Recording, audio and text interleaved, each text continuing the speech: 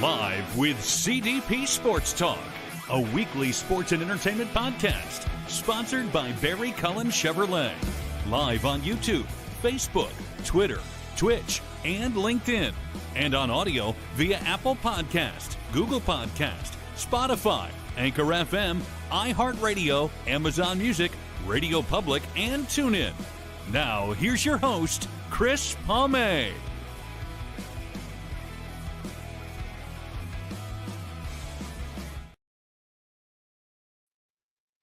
Good evening, everybody. Welcome to Season 9, Episode 18, overall 458 of Live with CDP Sports and Entertainment Talk Show, sponsored by Barry Cullen Chevrolet Dealership at 905 Woodlawn Road West in the Guelph Auto Mall.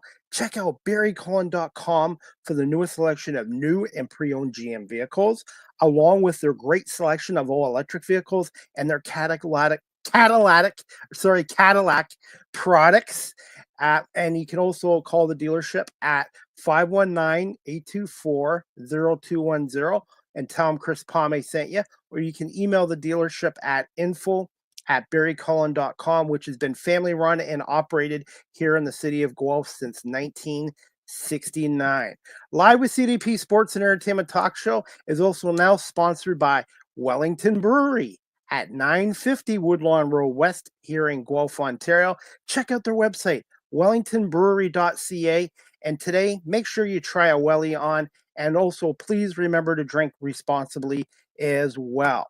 I hope everyone's doing well on this Monday, November 25th, 2024, 1 month away from Christmas. And it is a dreary, rainy, miserable night here in Southern Ontario. Temperature is about 0 Celsius, 32 degrees, and rain.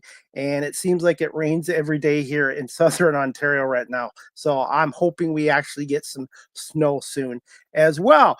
But I have a special guest on tonight, and this is going to be her second appearance on my show. And her name is Paula Jane Newman. She is a stand-up comedian, a meditation teacher, a MC, an event host, and inspirational speaker, voice-over artist, and improv artist as well. And we're going to bring on Paula today, and we're going to talk a little bit about the Christmas season, which is coming up, and some of the stresses and some of the do's and do nots. So we're going to bring on Paula Jane Newman from Los Angeles. How are you doing, my friend? I'm probably much warmer than you are. And may I ask what the temperature and the weather is like out in California? Okay, let me have a look, because I'm no good on my own with this sort of stuff. I'm the worst. It says it's 60 degrees. That's Fahrenheit. That's balmy. Right now, it's about 32 here, which is 0 Celsius. Gotta ask you this from the UK. Do you guys do your temperatures in Fahrenheit or Celsius like we do here in Canada? Celsius. Celsius. Okay, so right now it's 0 here, which is 32. But no snow yet. No snow. All the snow is in Edmonton and Calgary, Alberta. So I'm hoping we get some here, because to me, Christmas feels like Christmas when there's snow on the ground. I guess if you're brought up with that in the Northern Hemisphere, it feels weird that Christmas should have sunshine. When I moved to California, I thought it was so strange that it was sunny around the Christmas time. I couldn't quite get into the Christmas spirit, but I managed. I survived it. I like your sweater, by the way. It's nice. Thank you. Yes, I added a little bit of holiday cheer. I've got a tinsel up and the red sweater. I should have wore red. I do have a lot of red, but I've been wearing my Philadelphia Eagles green. So technically green's a Christmas color too, besides red. That's right. I would be more of the Santa and you would be more of the elf, right? Yes. And by the way, here's a fun fact about me many people don't know about. 2007 and 2008, I played Santa Paws for the local Humane Society here. So I dressed up as Santa Claus or Santa Paws for the animals and stuff like that. So it was a good experience. Oh, that's so sweet. But I have a lot of respect for those guys that play Santa Claus, because that costume can get very hot in it when you do it for a number of hours. I bet it can. Very sweaty. And besides, there's only one Santa Claus. He's in the North Pole, so he's gotta start preparing for a month from now. I can't believe it's only a month away. Paula. I can't believe it's 1 month away. That's right. Dead on the day, right? So what do you look forward to the most to Christmas? I always like lots of presents around and people, and staying warm, watching a film, and then going out for a walk. It used to be that we'd get up super early. I'm still like that. I wake up super early. I love to be around children for Christmas, so I have an excuse to act, not my age. But I like doing that. And then usually in the afternoon, I get very depressed because all the presents are gone. Yes, I miss those days. Now that I've gotten older, I've kind of gotten more into gift cards. My nephew and nieces, they're all in their 20s now, and I have no idea what they like. So I just generally get them gift cards and stuff like that. But for when they're younger, much younger, yeah, obviously younger kids, and to some degree, I still would like to open up presents as well. I know. I just got a message from my brother like, are we still doing the presents this year? I was like, yes, we are doing the presents. Yes. Are you celebrating Christmas out in California, or are you going back home to the No, UK? I will be in California. I will be in New Year's. I will be back in the UK. But We'll talk about that in a little bit. But well, since we're in the Christmas spirit and the holidays are around the corner. Oh, by the way, it's the happy U.S. Thanksgiving to you and your family on Thursday. Ours in Canada was in October. In the UK, do you celebrate Thanksgiving? no, No. Okay, so it's we more of a have North. we have Harvest Festival. Okay. Right, so that's sort of when you celebrate the harvest, as it were. But no, you celebrate the pilgrims leaving the country on the Mayflower. No, Okay. Well, that's what I love about this show. Every time I come on here, I have guests on, I learn something new. So I had to ask you, there's no such, and I told students this the other day, I do some public speaking for local high schools here now. And I said, there's no such thing as dumb questions. Always feel free to ask questions. That's the only way you learn. yes, that sounds good. Absolutely. And So I just love it. checking. And I love doing it. I'm not a professional speaker by any means, but I just love talking in front of students and sharing my experiences and hopefully giving them some good advice. Mm-hmm. So, well, let's get to this first question, Paula. With Yes. Christmas coming away within the next months, what are some ways of reducing stress with meditation and comedy? All right. So whether you're stressing Christmas, whether you're stressing Christmas, Thanksgiving, Kwanzaa, Hanukkah, I don't know all of the religions. It's going to bring up more stress. And what happens is the whole consciousness, the energy around us, there's more stress. We might notice the chaos in the parking structure. If you're at the mall, you might also notice that there's just chaos on the roads or in the shops, or even if you're online, you're blasted with more commercials, more advertisement to buy. And so it sort of goes into the consciousness, especially too if the holidays are not a happy time for you. We have to remember that for a lot of people, the holiday season, there was tragedy or they were alone, and it's not a good time for those people. So the first thing is to acknowledge it. Probably eating slightly differently already. If you're in the southern hemisphere, it's more of the summer, and if you're down in the northern hemisphere, although that's backwards, if you're down in the northern hemisphere, you want to stay inside. It's getting darker, as you said. It's getting colder. The idea is we want to hibernate. So we are aware that things are shifting and that there is more stress around.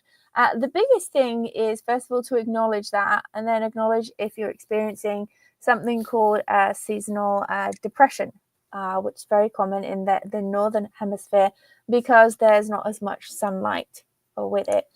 So one of the first things that can really help if you're stressed out around this time is to find yourself in nature in somehow. Even if you just go for a walk and there's a bit of green, or you can get out in the sunlight when you can, right? Because it's limited.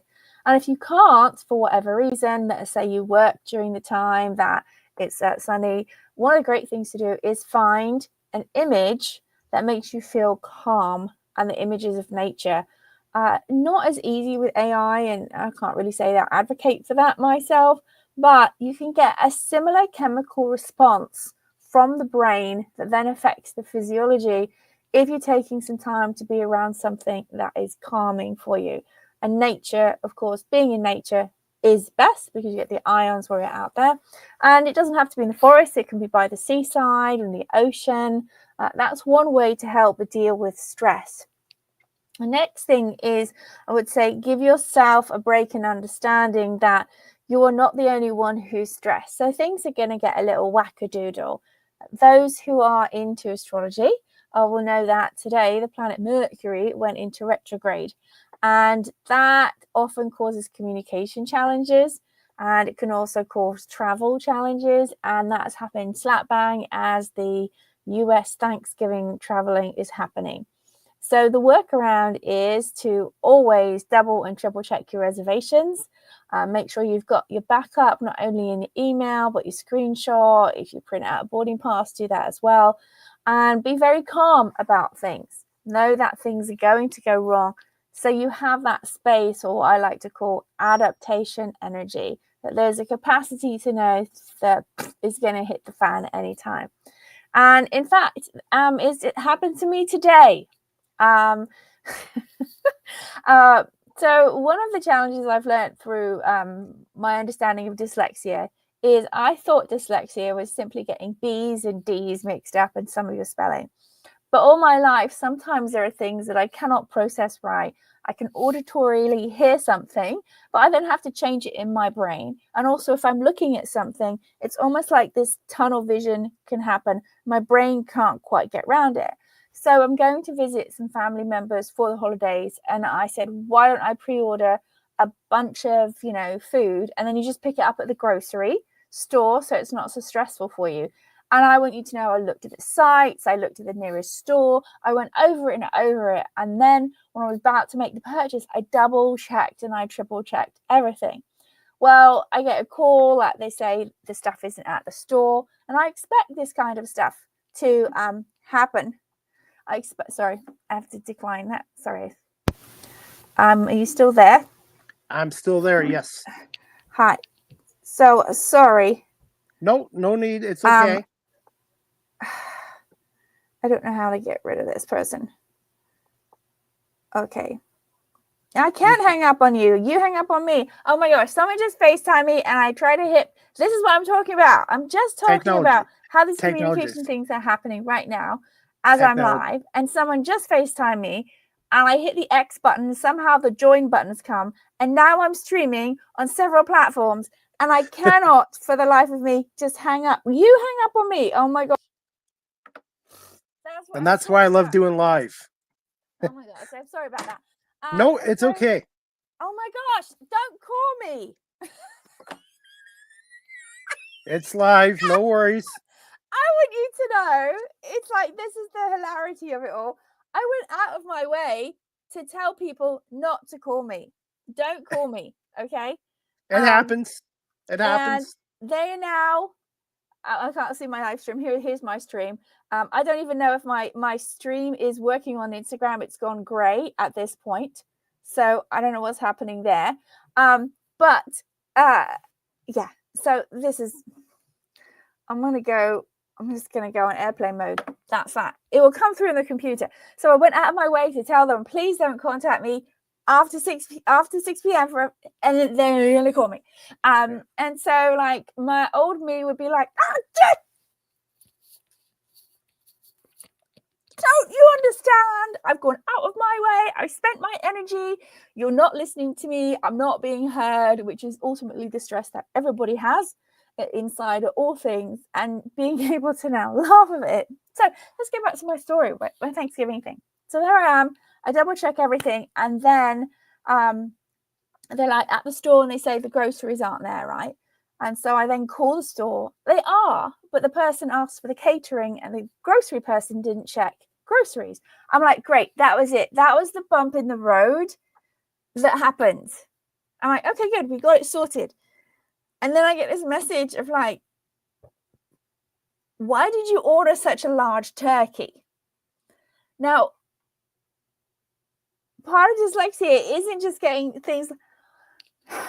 I did the research on the size of the turkey for the number of people, which was 14 pounds.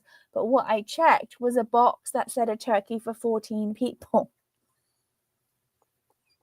Jeez. It's it's a 26-pound turkey. I guess I'll have lots of leftovers. There's a picture. I'm allowed to show it. Oh my gosh, I'll see if I can get it here. It's a picture of my niece and the size of the turkey. Oh my, yeah, I saw that earlier today. You answered my next question. I was going to ask you, turkey or ham. I know some people like myself prefer ham over turkey for Thanksgiving and the holidays, but it happens. It's, you know what? It happens. It's not the end of the world. But the whole point was they asked for not a big turkey. And I was like, great, I'm not going to get a big turkey.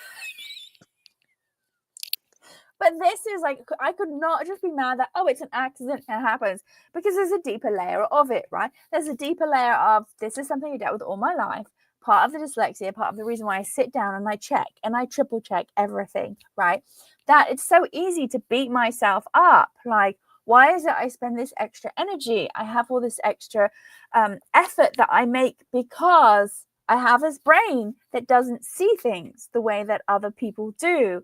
And still there's boo-boos. So how do I cope with that stress? Well, first of all, I then tagged a bunch of dyslexia groups and people were like, this is what happened. And you get messages back from all these people you don't know, almost laughing about the insanity of how it takes up so much energy to try and do it right and try and get organized. And it's this, I don't say a handicap for a word because I believe that's not what you're supposed to say, but having it myself. And then, of course, having a bunch of people just laughing at the insanity of it. And me then saying, well, hey, can I get a picture of my youngest niece with the turkey just to see how big it is? And, if you look at her, she's like this, rolling her eyes at me, and I'm just like, oh, great, the tween is in case, right? But it's these are the things that happen where I can feel my own self-worth, my value, coming up with what I have as something legit, neurological, different way I look at the world, and making sure that there's a sense of humor about it to laugh at the insanity. I mean, the whole idea was they were going to put it in brine, and they joked like, we're going to have to now buy a bucket to put it in brine. It's that or the bathtub. I was gonna say it's too bad you couldn't put the turkey in the dryer and shrink it. Yeah, well, I think they're gonna put it on a barbecue grill. So this is where humor comes in. That's very important, and not taking ourselves so seriously, knowing that something was going to go wrong. I mean, these are things that happen. And the other aspect when we get to the holiday season is always money. People are stressed out about money, right? Whether there is huge.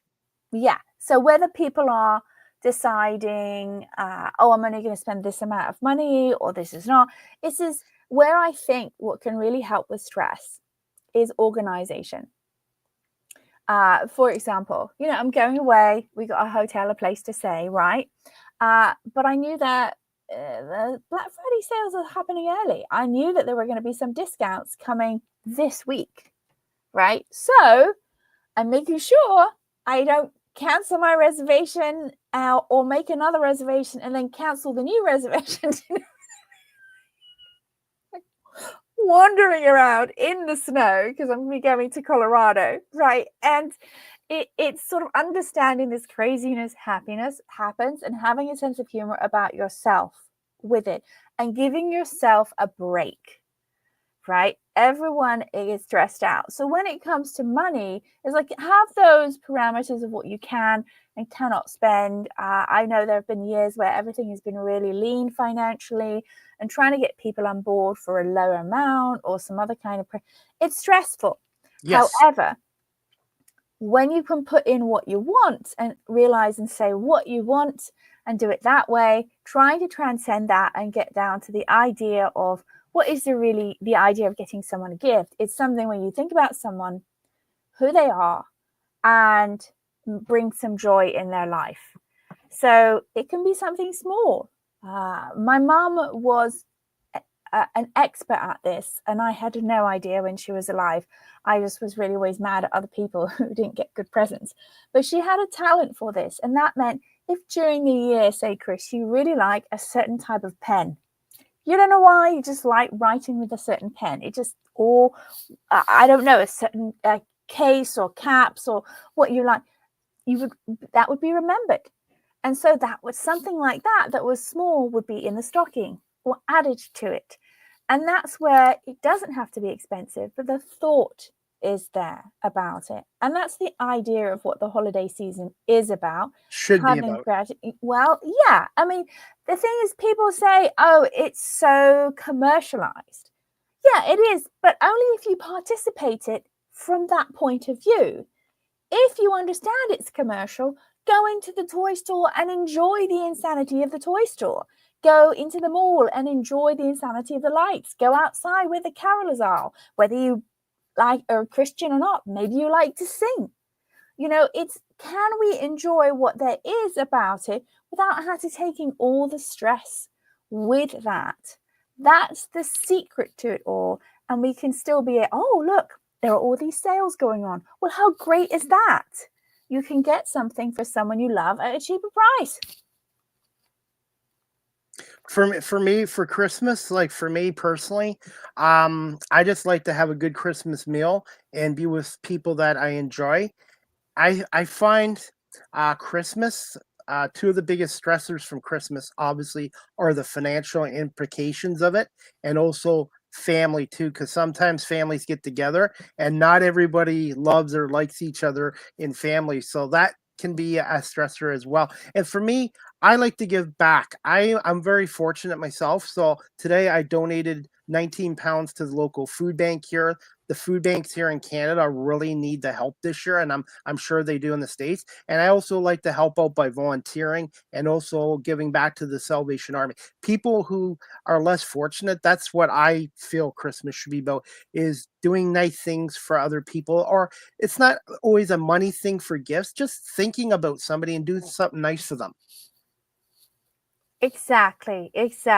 So whatever has that spirit, like to me, I like to have the idea of Christmas is almost every day. If you like the idea of Christmas, again, I'm not talking about has to be a religious thing. So usually Fridays, for example, I like to see if I can donate something, whether it's in a gift financial or whether it's me going something to the Salvation Store. So I make that part of my life as a regular thing. But most nonprofits do at the end of the year. That's when they start to make a lot of their money for things to roll for next year. So I would be remiss if I wasn't to say, hey, Aware Meditation Inc. is a nonprofit and definitely needs help and donations. And what's your website, since you want? Yeah, I'm going to pop it in here. It's awaremeditation.com. And you can go there and have direct links where you get your write-off back for it, for the donation. And yes, we definitely need it because we've got more outreach going and less income coming, and we are basically super skeleton and basically trying to get people to help provide for the website and the e-blast mailing for a year, which is about $2,400 in itself. To have Zoom, for example, like you have a stream, what is it here? StreamYard here. Yep. We had the YouTube channel. We're going to have the Dropbox. We got to have the VPN. All these things that everyone else is volunteering for what they're doing for it, simply to keep it going and the lights on. So anything would be really beneficial for that. You can go to the website there. It has a donate button, and it also has a place where you can go direct to PayPal, where we're a registered charity. And that way you will get your tax write-off for it there. And for people watching this live stream right now on Facebook, LinkedIn, YouTube, Twitch, Twitter, X, Instagram, and Paula's platforms as well, if anyone has comments or questions, please feel free to ask Paula or myself as well. And one thing too, I wanted to talk to you about this too, Paula. For me, Christmas season is kind of a sad time for me. For many years, I would not tell anybody, but since I've gotten into radio and media, I've kind of opened up a little bit more about myself. My late father passed away in front of me and my family on Monday, December 23rd, 1985. I was only 13 years old. And this time of the year for me, it's hard. I try to keep myself busy because I think, even I know it was 39 years ago, Paula, but a lot of people have lost loved ones, family, friends, pets in this month too as well. Yes. So do you have a question for me? I find for me the best way of coping with it is to keep busy volunteering and giving back to other charity organizations and stuff like that. It's just, and you're not alone. A lot of people out there have gone through what I've gone through, and for many years I closed myself off from opening up to people, but since I've been on this platform, it's now I feel more comfortable sharing my story and about Christmas too. I still like Christmas, but it's just never been the same after what happened 39 years ago. I bet, because you had in that point 13 years in your memory of, I would imagine, a supporting, loving parental figure during that time, correct? Yeah. So if it was not a supporting, loving parental figure, if it was someone who got drunk and then beat your mother up and other people, it would be a very different feeling towards the holidays, right? Yeah. So when there is a loss of a parent, my mother died 13 years ago. I'm sorry. Oh, thank you. When there's a loss of a parent, there's always this gap because we're trained that we have this reliance upon that person. That person is supposed to do all these things for us in our life. And I had ideas of when I got older, what I would be able to provide for my mom, what would occur. So if there were, and Christmas was a big one with my mom because my mom was very, very good about thinking about presents for people. Was very aware, and it was always like special for me to go back to England with my mum being there for Christmas, right? So there was a hole that was missing. And so what I went through was, well, what exactly am I missing? Because the body has dropped. Yes, you can't get a physical hug anymore. 100% get that. But what was it about that person that made it special? And ultimately, it's a figure or representing some unconditional love, right? That's what we really connect to when someone is gone. We miss their spirit of who they were and unconditional love. And the only way for me to be able to, I tried really hard to get that to be reflected in other people. For example, I would be like, why do other people in my family not behave like that? I can't. I started to take on some of my mum's behaviors towards the holidays because that's what I really loved. And I found that there weren't people wanting to reciprocate that. And that really was like, that got me, because now I don't have anyone to share what I wanted to share of how to honor my mum's spirit, right? But the fact was, there was an element that she was providing that I then became that element. The element that I was missing from my mum, which was someone who thought about presents, someone who brought unconditional love.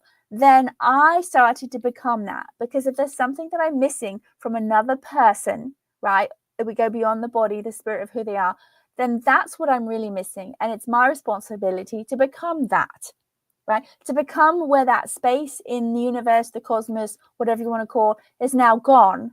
And that's something that I loved and I craved. Then I moved into that space. And it took a while for it. And then it becomes more part of my being, of being, in many people say, oh, Paula's so much like her mum in that way, that, always thinking of other people. Well, not always, I'll just be honest. But having that essence of thinking about the presence. And when I'm not in wanting anything in return from it, I can channel that. And I don't have that empty hole the way that I used to. Now, a time, of course, does heal things as well. Yeah. But we're talking about energetically, is there a loss? Well, okay, there are some people who never had a father around to experience that loss, right? Yeah. And so then they have a loss of what they hoped or expected could be of a parental figure, right? There are some people who had a figure that was abusive and they would wish that parent wasn't there for the holidays, right? So lots of it is this comparing and contrasting of this emptiness that I feel within myself would be better if, and then fill in the blank, if my life was like this. And it's all very 3D. It's all very based in the world. It's usually based on a human being's response to give me love. It's never, or hardly ever, unless someone goes through what I call like a dark night of the soul, as it were, really looking at, well, what is it energetically? What is it that I'm really missing from that being? And when I broke that down with my mum, it's like that idea of unconditional love, wanting to give something without wanting anything in return, right? So the more and more I got into being that person, the less that I craved it from other people. And so the less that I started to feel that loss, as it were, because you have a loss of something that was there and you loved it. And so now, how do you recreate that energetic love that you had from that person to other people? Absolutely agree with you. And also too, I find Christmas time, everybody talks about families, which is important, but it's also being around people that you really like and get along too. I have some friends that are not technically family, but I consider them family, and I'm going to see them in a couple weeks. They have 3 dogs and they're good people. And then tomorrow I'm going to see my 2 nieces I haven't seen in a year, and we're going to have a Christmas breakfast. So I'm trying to make the most out of it. I don't have a big family, but I'm just going to try to see people I can see before and during Christmas, and just try to focus on the positive things as well. Because when you're if you don't have a support system, family or friends, this can be a brutal time of the year because of loneliness too. Yes, That can really make loneliness, it hard. 100%.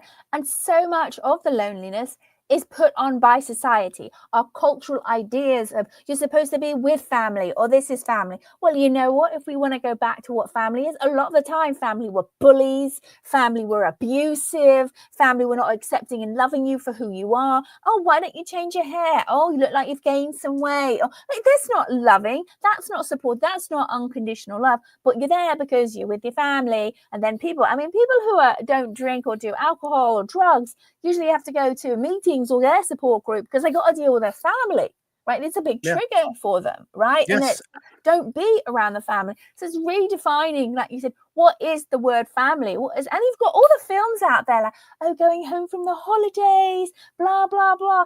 And it's like, forget all that. That's what does our head in. If we get into the true idea of what is it really about, it's about celebrating. I remember one time I was fairly new to America. There was Thanksgiving and people said, oh, why don't you come back for my family for Thanksgiving? I was like, no, thank you. And I had the best weekend on my own watching television. And I was in Pittsburgh. So it was very, very snowy there. And they all came back from traveling. They were like, oh my God, it was so exhausting. My family's mad. I had the most relaxing time there is. However, loneliness, mental health, especially when the weather gets very harsh and it's cold, like where you are in Canada, it's a big deal to be reaching out, supporting. And it's important that the hardest thing to do is ask for help, and also put yourself in a place where you want to be around people, because a lot of the time it's like, oh, I'm around a bunch of other losers like myself. That's where the brain goes, right? But now everybody loves to have a Friendsgiving. Friendsgiving is where the real party is versus Thanksgiving. Yes. Yeah, absolutely. And I've done that too, where I've celebrated Thanksgiving with my friends, and I had a great time. Absolutely agree with you there. And it's like, it's not always blood related. It's just people that actually care about you and get along with, and you have things common with. And I've had family functions in the past where I've had to zip my mouth, and it was basically a miserable 4 hours or 5 hours, and I couldn't wait to get out of there. So I kind of know that aspect of it as well. And it's just the mental health part of it as well. And it's just it's not an easy time for some people. 100%. And there's a way to it. First of all, acknowledge it. That's what happens. I know there's a support system, but I promise you, there's a way to change the neurological pathways in the brain that's now saying that you have to be depressed because of that event that happened. And let's just take the holidays away. Let's take it away in the middle of the year, for example. Oh, there's going to be a memory when something sad happened. Absolutely. Acknowledge that, but then move through it to be the change you want in the world. And I remember one time I was feeling really, really down. It was fairly early on with my injury when I first got hurt, and I really wanted to reach out to my mum at the time, and I can't remember if she was there or not. I don't remember. But then I started to analyze, like, what is it that you really want, Paula? What is it that you're looking for in this other person to make you feel whole, Paula? And then I realized what I was looking was like that unconditional love. Because most of the time my mom would say something, I just get on my nerves. I'm like, oh, that's not what I wanted to hear, right? Because they're their own person, right? And I was like, but that's what I'm wanting, is unconditional love. And as I went through this process and I started to realize, oh, the way that you retain unconditional love is when you give unconditional love, which can be from anything. You give something away for free without asking for anything in return. Even if it's like, I'm unconditionally going to do this. Like, it starts with small actions. Then you become that particular, for lack of word, vibration, and becomes a part of your being. And you actually want for less from other human beings. And now I'm at the point where it actually cripples me that I actually want things from other human beings. Like, I'm like, oh, but it doesn't mean I'm not human and I have it. But that's the beginning. That's the secret. That's the secret of the joy of Christmas, is being able to be in that place without wanting anything, being able to be in a place trying things. There was this film ages and ages ago. Can't remember the name of it.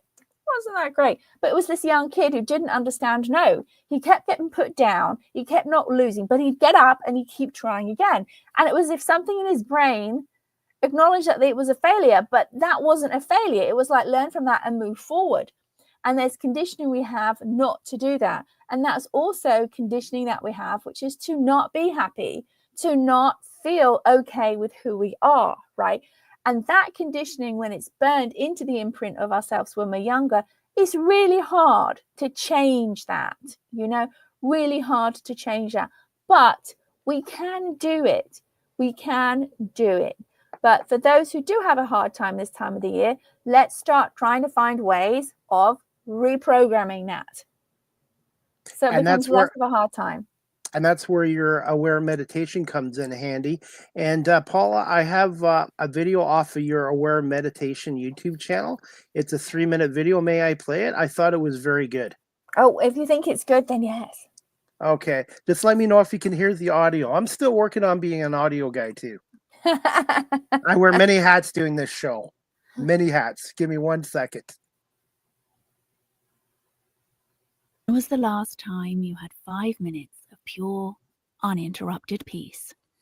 No thinking about yesterday or worrying about tomorrow, but fully immersed in the present moment, free of your troubles. According to the National Library of Medicine, 90% of doctors' visits are for stress-related health complaints, but even a moderately stressful lifestyle reduces life expectancy. Our modern lifestyles demand increased technological screen time, bombardment of media fear, unpredictable work schedules, fluctuating financial security, that all place additional strain on our nervous systems with little time to rest and restore. Mental clarity depletes, immunity suppresses, and our nervous system suffers. Our newly seemed connected lifestyles have us less connected to the practices of deep rest from our ancestors. Hello, my name is Paula Newman, founder of Aware Meditation, Inc. Vedic meditation teaches a simple practice that allows the nervous system to go from the fight or flight response to the relaxation state, 20 minutes twice a day, without the use of apps, visualization, hypnosis, or any outside stimulation. It is practiced sitting comfortably and with the use of a mantra allows the mind to go inward very easily and effortlessly. It is designed for regular folk with busy lives and even busier minds. Okay, I've been practicing Vedic meditation for 24 years, and I honestly can't imagine life without it. My favorite part about Vedic meditation is the relief and the reprieve I get from my brain. So it just gives me so much rest and just a lot more power in my daily experience of life. I would highly recommend learning meditation from Paula because she has this very easy, effortless way of teaching. Aware Meditation Inc. is a unique non-profit organization providing individuals, businesses, and families with practical self-sufficient stress reduction techniques, including Vedic meditation for sustainable mental and physical health wellness worldwide.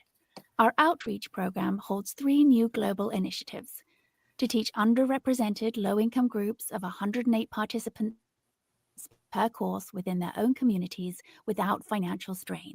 The course is taught over 4 sessions on consecutive days with multiple Vedic meditation teachers in person. We invite you to join us in shifting the current global fight-or-flight mindset. Help us empower all peoples to practice daily sustainable wellness techniques, release stress, sharpen inner listening, and rise out of unhealthy habits and circumstances. United, we can create, inspire, and awaken the capabilities of the human condition in global purpose together.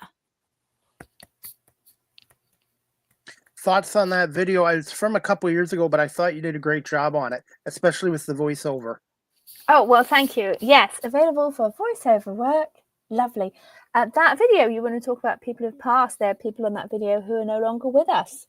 The video was created during the pandemic with the help of a meditator in Sydney who is a videographer, and they volunteered their time to help me create that video. They wanted to give back. The individual who has the daughter who's sitting with their orange blouse, that person is no longer with us. They passed of cancer. That child is now a teenager. And that person, till the end, they were meditating, and they had enough advanced techniques that they were encouraging other people to find their stress. They made their peace with the world and those that they weren't before they transitioned over. And we're a beautiful example of how to look at the so-called end when someone's in your 40s, not even 50 years old, and is leaving a child behind with that video. So there's a lot of memories that come from that video being made with those individuals, and I'm glad that you liked it. And you did a great job with the voiceover work. And the thing with you, Paula, you have this soothing, kind of calming, relaxing type of voice, which I think works. And I wanted to ask you this too, since we're on this subject with the holidays. What services do you perform in? Do you do any services in person? Is it all online with Aware Meditation? Oh, great question. Thank you for asking. So you probably noticed we've got approximately, I think, 240 videos on the YouTube channel. That's Aware Meditation Inc. And those videos were in the pandemic to help people who are maybe unable to get out of the house. We have Cosmic Chats, which is interviews like this, but giving education from someone's experience that you can relate to. Many of them are comedians because that's funny, bottom line. We also have information about meditation. We have information about, having, coffee before you meditate, or even some astrology things, or what's happening to help you online get connected. And if you need a group meditation, the primary course, I call it the gold standard, which is known as Vedic meditation. That's always taught in person. That's never online. And that's taught in person, going back to the lineage where you would be there one-on-one with the teacher, and you would spend time at basically the foot of the teacher, listening to their wisdom. We have group meditations that are online, and some are live streamed, and some of them are open. We have workshops that we do. Some of them are open workshops for people who are not meditators, to be able to get an understanding of, just dealing with stress in the holidays. I've got another video that's going to be coming out next week, a reminder of stress in the holidays. But the original one has travel tips, how to cope with that, how to deal with jet lag, what you can do to give yourself time if you're a meditator or not. But the majority of the actual learning, I prefer it to be in person, because now you're going back to what I call the knowledge of the ancients. You're going back to connecting to something deeper than our being, and taking that time to be in that space with those people. On average, how long is a session, one of your meditation sessions? So there's various forms of meditation, right? Okay. So if you're talking about the practice of Vedic meditation, what happens is you learn that over a series of 4 days, and each session is about 90 minutes. And then you become self-sufficient.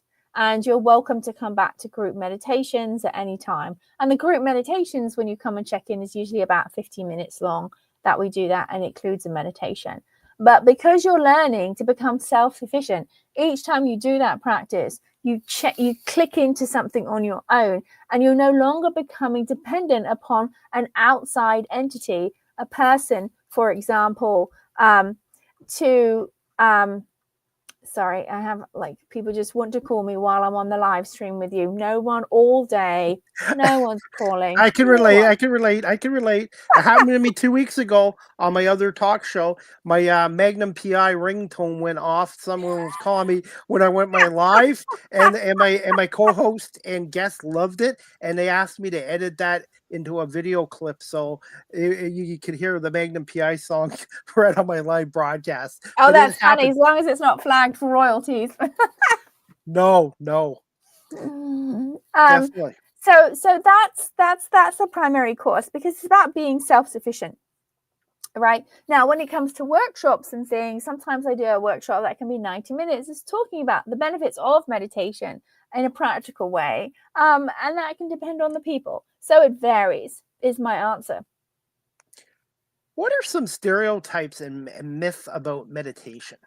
Oh, great question. First of all, hello, Robbie. Robbie just got home. Apparently, he's on Facebook. Come in, relax. We're talking about what are stereotypes of meditation. Okay, so stereotypes. Let's talk about the stereotype of a meditation teacher, shall we, first of all? So the male appearing body usually has a beard, right? And they usually have some, they've always got some sort of scarf on, right? And they usually sit cross-legged. And they basically, I don't know, lack of a word, shall I be mean? Gaslight people. I've got a few words in Sanskrit. I'm going to talk to you about that. That's one stereotype. The female version, very flowy. Usually they look like a rail, okay? And they just like eat some nuts. And the meditation tour is out there. And it's all peace and love. And then they go back home to their abusive partner. And I know that sounds really horrible, but that's the stereotype of meditation people, right? That's the stereotype. The stereotype with the practice is to not have thoughts.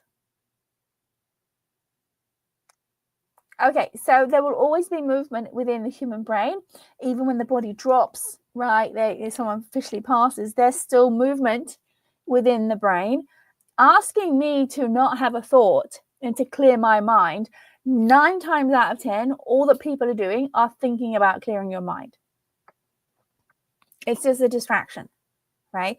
And people say, I can't meditate because I am too busy. I've got too many thoughts. This is as we close our eyes to meditate, what happens? We then become aware of our thoughts. And we need to look further. What are thoughts then? Why do we have so many thoughts?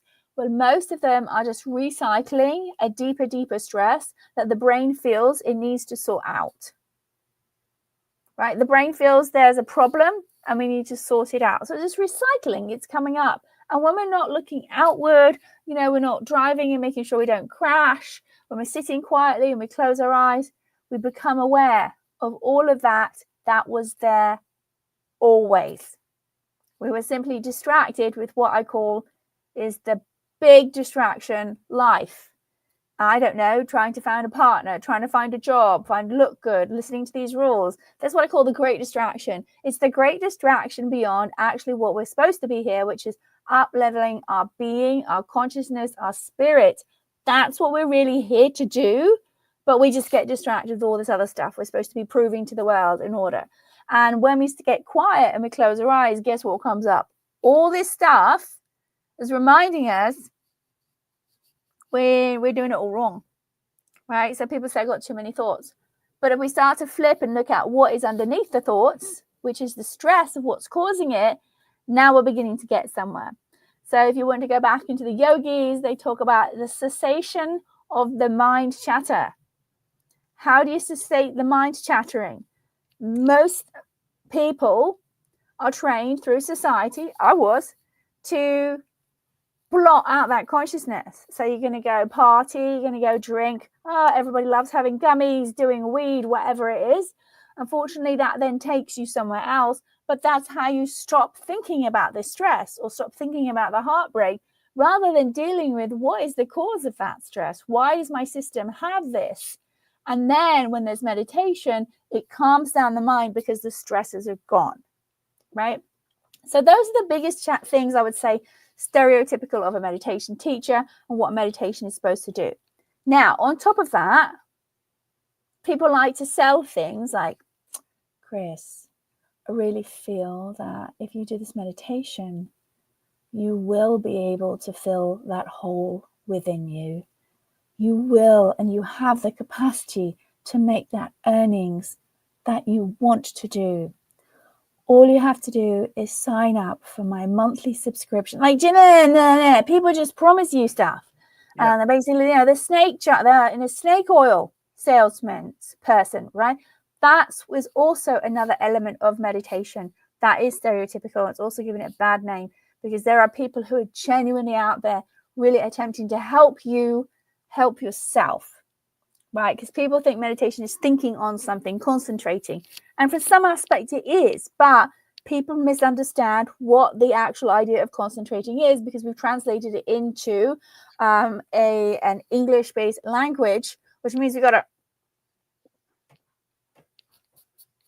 concentrate, right? Rather than connecting to a human being, allowing that nervous system to go from the fight or flight response to the relaxation state, so we can then put ourselves to a place of neutral. The true gift of meditation is getting our system back to neutral, back into I don't know, back into possibility, bringing it back to that childlike mind where anything is possible, anything can happen. And that's when we start to feel alive and feel more of the joy in life, in spite of whatever chaos is going on around us. Can you describe yourself as a meditation teacher for those people that are watching this live stream or on audio and they're interested in meditation? And besides yourself, what are some signs for people to look for to find a very good professional meditation teacher? I think that's an excellent question. I'm glad you asked that. What I would ask anyone if they're looking for a meditation teacher is to do your research. Ultimately, the only way you're going to know is if you try it. If you try it and you try it from someone and you get a result from a technique that you're doing versus from a person. Now, don't get me wrong, there are certain gurus and teachers that I just love to hear. I love to listen to what they have to say. But the reason why I love what they're saying is because there's something within me that is ignited, right? A true teacher ignites that spark within us, and then we learn from ourselves, right? We begin to learn. So I'd say look for a teacher. Sure, go ahead, see the people who are super popular, and then start weeding out what is right for your spirit. And just know that it is a process, right? There's never one end game. What I would say to run away from is if you have a teacher that says to you, you will get all these material possessions if you do this practice, I would run for the hills, because that's actually juxtaposed to what true abundance is. We're talking in the meditation realm, the abundance of the spirit, the abundance of the heart, being able to be okay with who we are in our body. And anyone who tells you they have that 100% all the time in their life, run, because if that was the case, you wouldn't need to be on planet Earth. Great advice. And I had to ask you this too, Paula. I didn't get a chance to talk to you about this before when you were on in August. Who were some of your influences or mentors when you first started up in as a meditation teacher? And do you have to get some kind of diploma to be a teacher for this? It's a great question. It's really hard to be able to have someone who has an experience of a spiritual realm, or it's very science. It's basically physics. Someone who has that knowledge. Now, you've got degrees in Vedic science, you have degrees in all this is very helpful. But at the end of the day, that is knowledge from the brain and not necessarily knowledge for someone's soul or heart to ignite and open up within. And what happens is it's then becoming a mental experience of spirituality versus the fact that we are emotional human beings. I will have a fight or flight response. I will have a trigger if I'm watching a film and I don't know, a woman is getting beaten up by a man. I'm going to have a response from that, right? That's me. It's designed that way. The film is probably designed that way. And then the woman becomes a hero, blah, blah, blah, right? So a lot of the time, if we're having pure intellectual knowledge, it's only going so far unless our whole physiology and our being has opened up and started to remove some of those stressors, right? So that doesn't necessarily work with someone who's got a PhD. I mean, some of the most nitwitty people who have got no common sense have PhDs, right? Yeah. And so when you're dealing with what I call the healing arts, if you're a medical doctor, it's great. Yeah, you get all your certification. But the intuition, and this is because we don't revere intuition in our culture. The way that it is when we raise a child, we're so desperate to raise a child to fit in rather than just find out who is this being and allow that being to shine bright while still being in this world that they will find where they're supposed to be. So I'm never, ever been someone that you look at all the letters at the end of the name, right? But so how do you find people? How do you get to them? Well, you literally just got to start investigating, getting quiet and asking for your inner guidance. What triggers? Some people, okay, let's say there's two people who are watching this or listening to it. One person thinks I'm a complete nut, right? The other person is like, preach, sister, you are speaking my truth. When you have that feeling, that's when you start following that person and finding out, well, what exactly are you doing? Because there's something you're doing that I want to learn how to do myself. I wanted to ask you this, Paula, too. I personally think the world needs more musicians, comedians, and meditation. What I wanted to ask you is, with your clientele, do you find there's more women going, or do you find there's more men? And did you find the pandemic has kind of really enforced the need for more meditation in the world with everything going on? Let's take this in a big scale. People are attracted to what they're attracted, and everyone has their own path. So some people are naturally going to find they're going to gravitate to more of people of their own sex, and some people of a differing sex or a differing group, because that's who they are.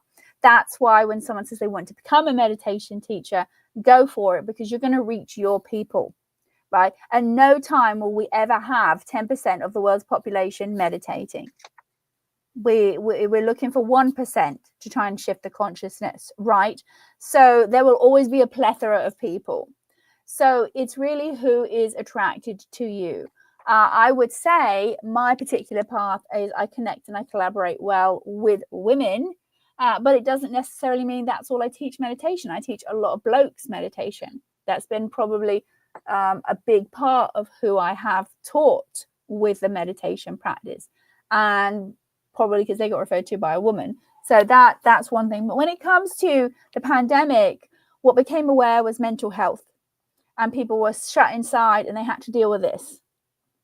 Yeah. And so they were trying to find a way to deal with this. And it did boost more attention to meditation. You suddenly got the Calm app, like being celebrities doing their voiceovers on it. People were doing more stuff online. You've got gurus who were always great before, now just blowing up because they're online. In the end of the day, this is all good. But the downside to it is, it means that meditation has become a light sort of washover thing, where the reality of what it can bring for you when you pay attention to having a disciplined practice, and one where you're wishing to let go and allow the world to be without trying to control it in your head, because control is juxtaposed to evolution. And what we really need to be addressing is we're in control. We like to be in control, and the various levels of that, and then being in the flow. And some people are still controlling by saying, no, man, I'm in the flow.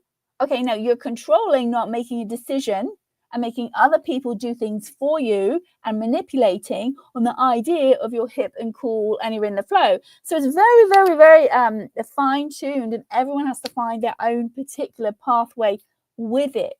Now, when you say it comes to music and it comes to comedy in the world, we've got so much meditation music, which really blasts out. I mean, there are channels on YouTube with people, million followers, and it's basically music for meditation. Now, comedy and meditation, well, that's my niche, right? That's where I'm at. That's where I'm helping blast CPTSD with standing up and speaking your truth. And in fact, even here, we just did a video here of someone who took my course, and during the course, they were so nervous about coming back, you know, with writing some stuff. They actually paid someone else, a professional comedian, to write jokes for them. And when they came back and they did what they did, I said, so what's going on here? That's not your voice. And we laugh about it now, but the comedian was really insulted because they were like, well, I thought I worked really hard in having your voice come out. But I could tell because it was not the rhythm of that person. And what they learned to do was to be vulnerable with who they are, for them to be funny, and them to notice, wow, I did that, and I have more confidence in my life. I feel more okay in my body. And that's where we bring the meditation and the comedy together. And so you have meditation and music, and now meditation and comedy with the mindset of it, of bringing all of who you are to this piece of work from an intuitive point of view, not from set up punch, because there are so many great writers, so many people who can come up with fabulous punchlines that just have you laughing in the aisles, but to have someone willing to be vulnerable and talking about something that is their vibe, is really who they are from the get-go, that shifts someone's being. That is a more waking state form of meditation. And my experience has been, I've discovered it's actually helping break down my CPTSD, because I'm in action with the neurological pathways. And, you know, I'm getting ready to go to England, so I'm reaching out to do gigs there. It's every time I'm faced with something, oof, there's that thing again. There's that thing again. You just got to do it, right?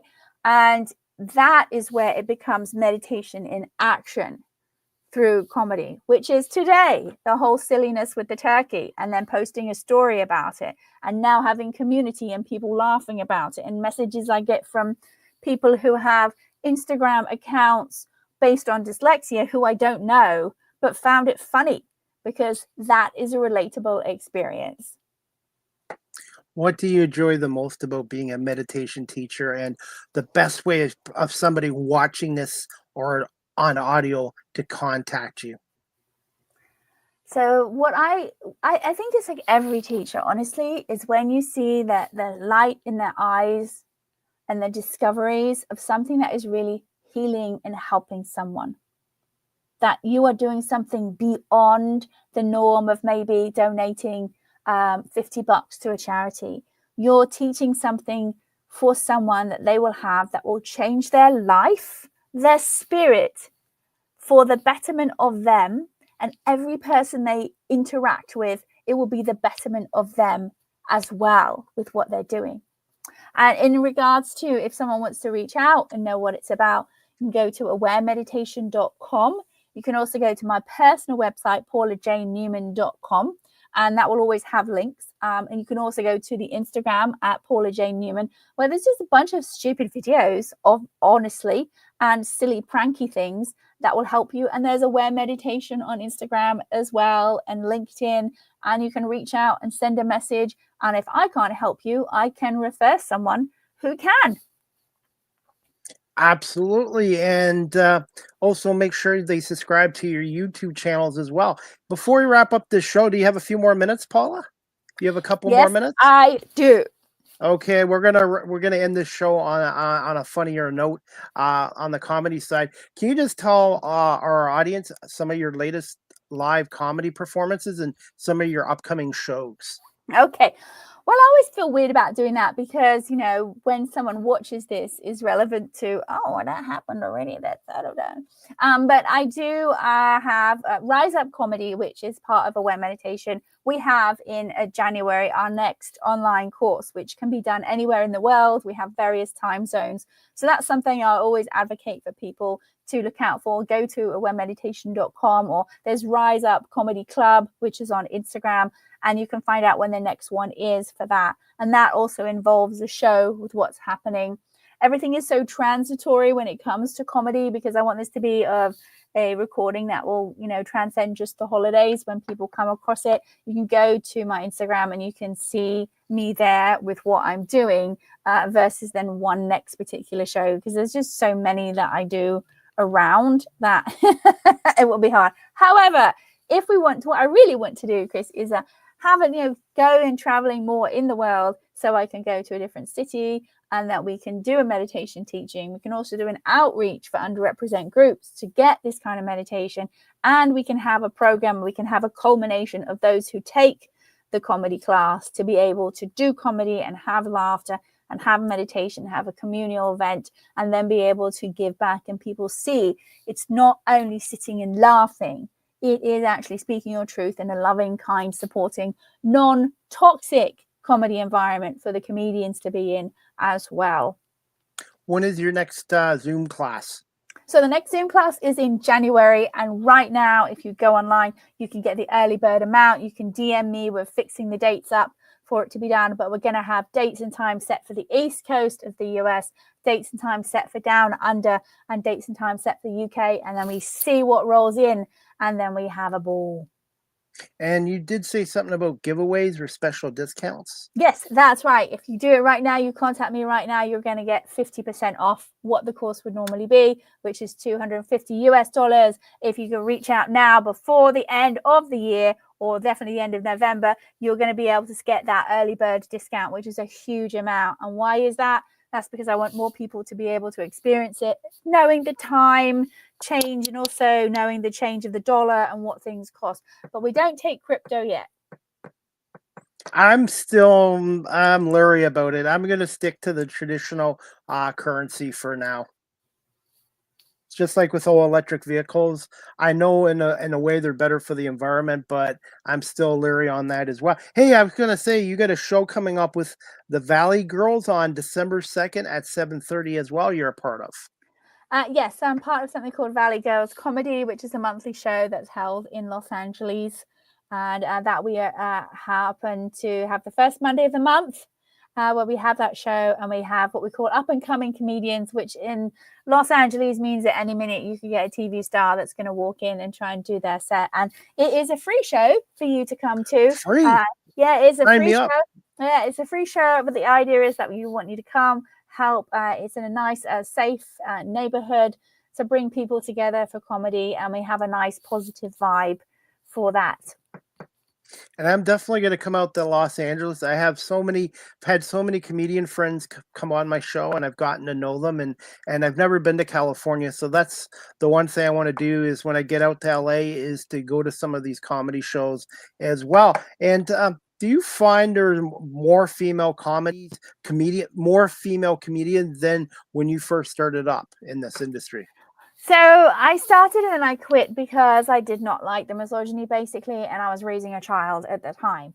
But during the pandemic, 100%, the things that went down, there were more groups that were open for women joining, and women that weren't necessarily 22 years old trying to become famous. Women who wanted to express themselves somehow were oppressed through comedy, and a lot of them who were mums who knew how to be organized and get things done, didn't have time to waste around at the comedy club networking, you know, with the gatekeepers. So I associate myself predominantly with what I call good people. And it's very common that I am around a lot of women. What's a fun fact about Paula Jane Newman? And do you have a question for CDP, the host, before we wrap this up? Fun fact about Paula Jane Newman.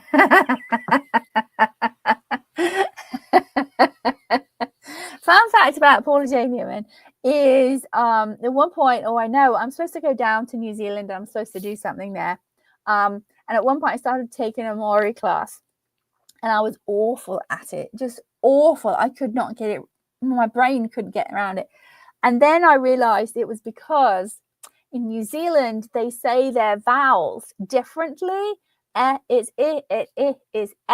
just one example that I had to try to learn to speak in a Kiwi accent before I could then look at the word to understand it. So as I was dealing with like double dyslexia, so the whole thing was just a complete nightmare. So that's a fun fact about me. Now, my question for CDP is, when are you going to take the comedy class? Soon. But also, I need you to speak to our prime minister because our dollar right now is really bad. The other day I went to the States. I bought 200 American dollars, 288 Canadian. So I was like, ouch. I lost $88 on $200. So, but for Americans coming over to Canada, it's great for you guys. But for us to come over to the States, there's a little bit of a bite with the dollar exchange. But I would be definitely interested and willing to try it. Not that I'm a comedian by any means, but I'm willing to try it. And again, it's not about being a comedian. Right? I'm really going to imprint this to people who are watching because they're probably thinking like you are.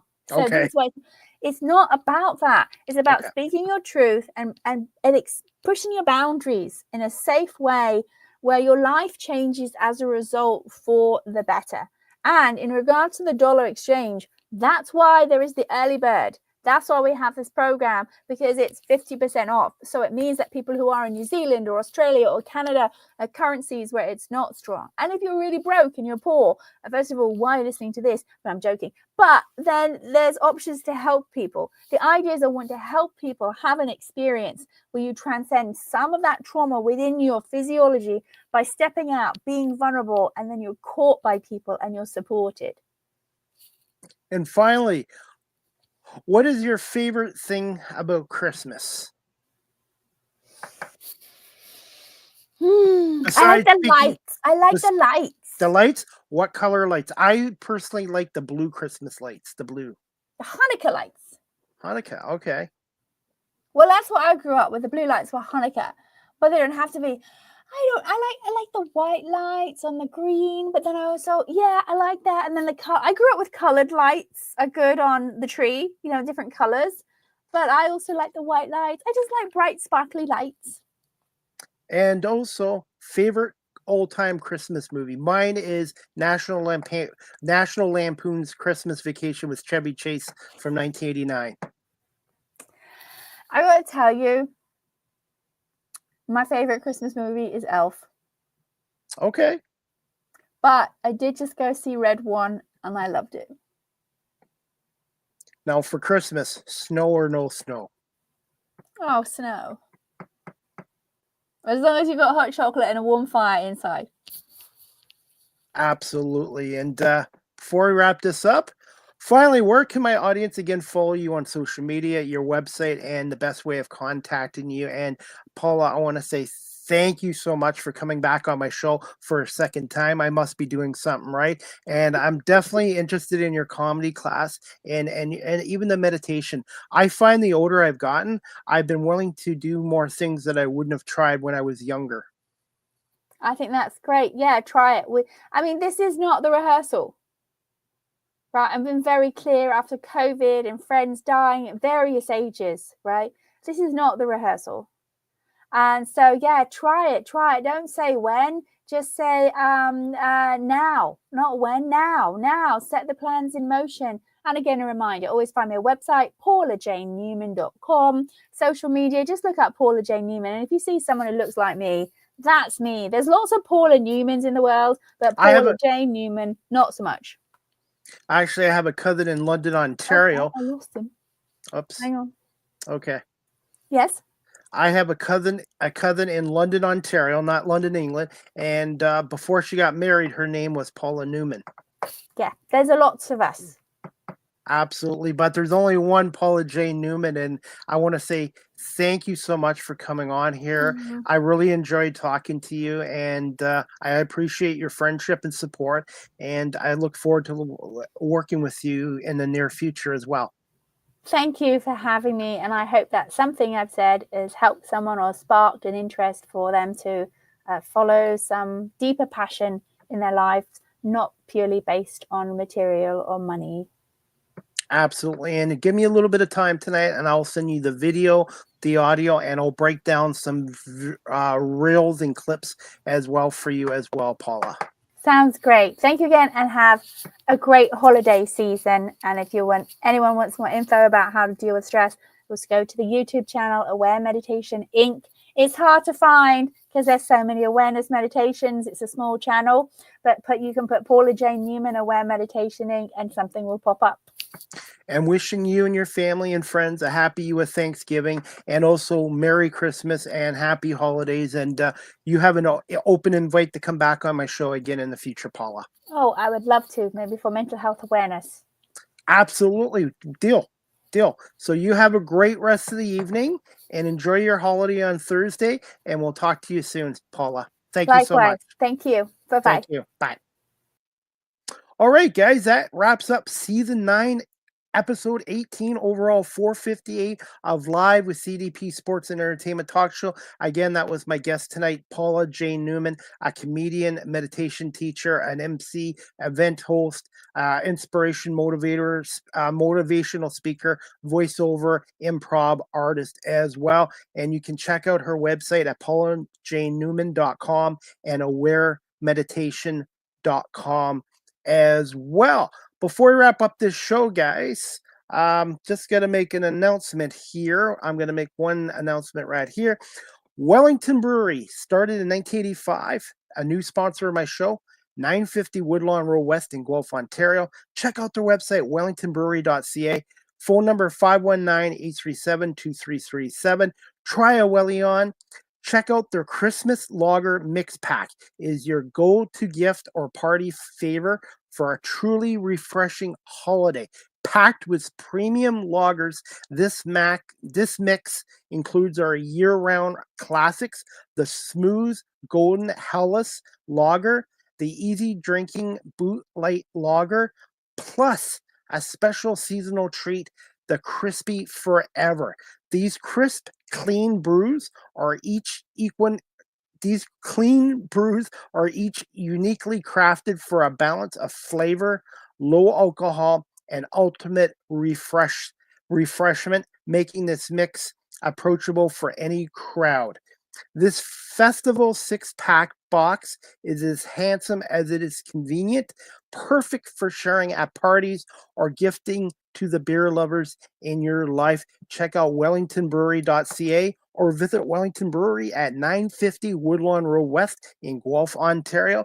And Wellington Brewery is now a proud sponsor and the official beer sponsor of Live with CDP Sports and Entertainment Talk Show. And try a Welly on, and please remember to drink responsibly as well.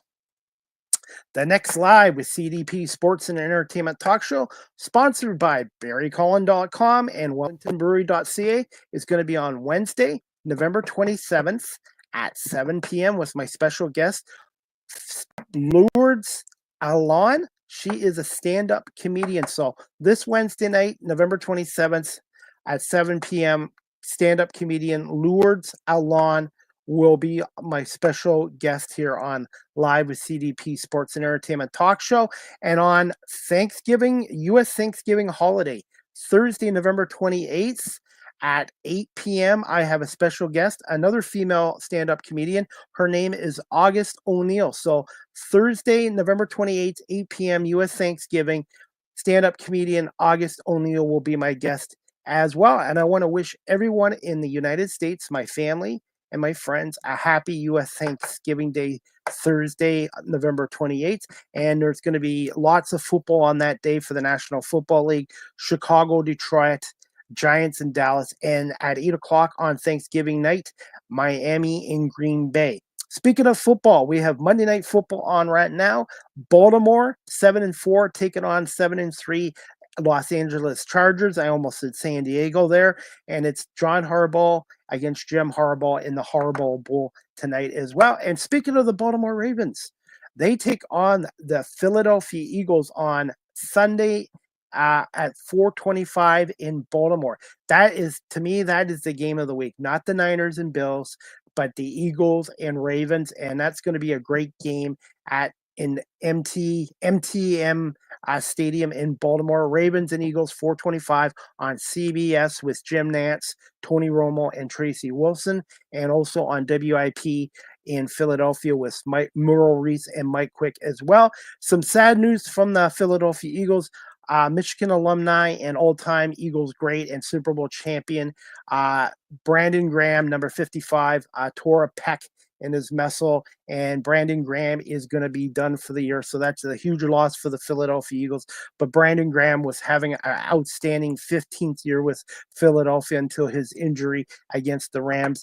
The Eagles won that game 37-20. Saquon Barkley had one of the greatest performances ever by a running back in the National Football League. 255 yards rushing, 2 more touchdowns for 10 on the year, and he had, between rushing and receiving, 302 yards.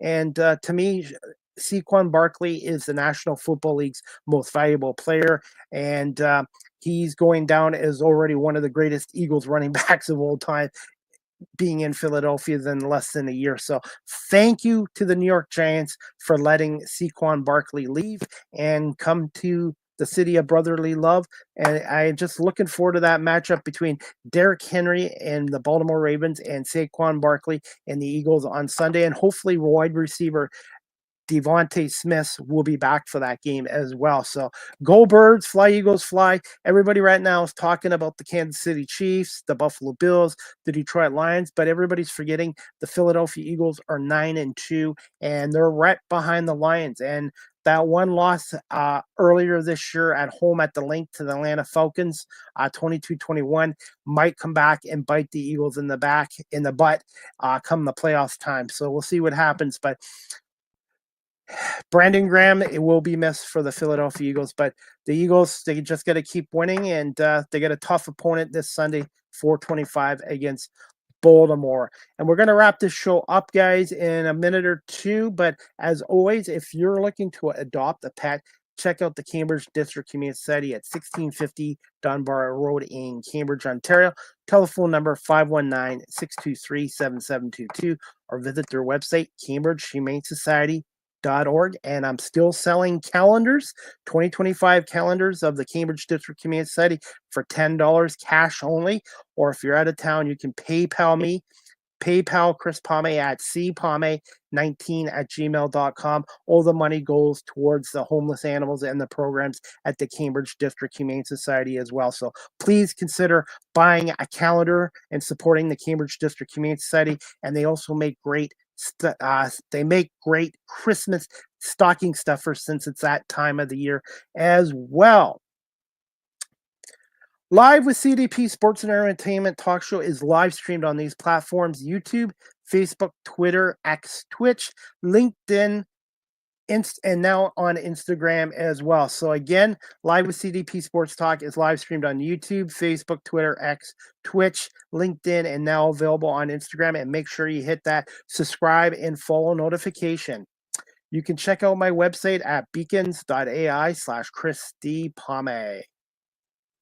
Again, Live with CDP Sports and Entertainment Talk Show, again, is sponsored by Barry Cullen Chevrolet Dealership at 905 Woodlawn Road West in the Guelph Auto Mall. Check out barrycullen.com for the newest selection of new and pre-owned GM vehicles and their great selection of Roll electric vehicles and Cadillac products. Or you call the dealership at 519-824-0210 or email them at info@barrycullen.com. Speaking of Barry Cullen Chevrolet right now, there is a Barry Cullen Chevrolet employee pricing event happening at Barry Cullen Chevrolet.